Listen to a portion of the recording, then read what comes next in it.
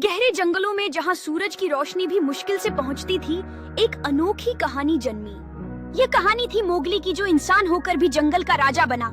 एक रात जब पूरा जंगल सन्नाटे में डूबा था, एक छोटा सा बच्चा रोता हुआ भेड़ियों के झुंड के पास पहुंचा।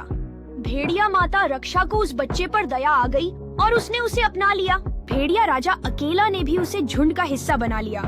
धीरे धीरे वह बच्चा जंगल के नियमों को सीखने लगा। वह मोगली था। मोगली जंगल में पलकर बड़ा हुआ। उसकी सबसे अच्छी दोस्ती थी बालू भालू और बघीरा तेंदुए से। बालू उसे जंगल का मजा लेना सिखाता, जबकि बघीरा उसे समझदार बनाता। पर जंगल में हर कोई उसका दोस्त नहीं था। सबसे बड़ा दुश्मन था शेर खां, क्रूर और चालाक बाघ।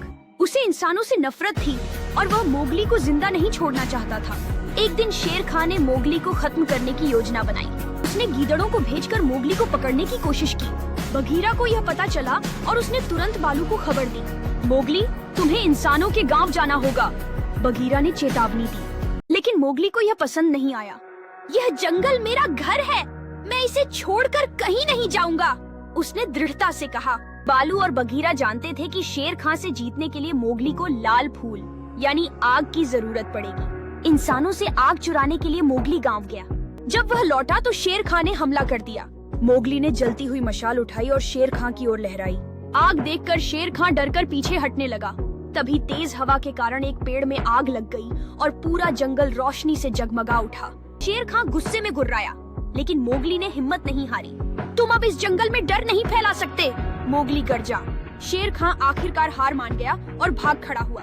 जंगल के सभी जानवर मोगली की जय जयकार करने लगे। अब मोगली के पास दो रास्ते थे, इंसानों के पास जाए या जंगल में ही रहे। लेकिन मोगली ने जंगल को ही चुना, क्योंकि यही उसका असली घर था। और इस तरह मोगली जंगल का नया रक्षक बन गया, निडर, चतुर और अपने परिवार का सच्चा संरक्षक। रक्षक के रूप में मोगली ने जंगल में शांति और संतुलन बनाए रखने का संकल्प लिया।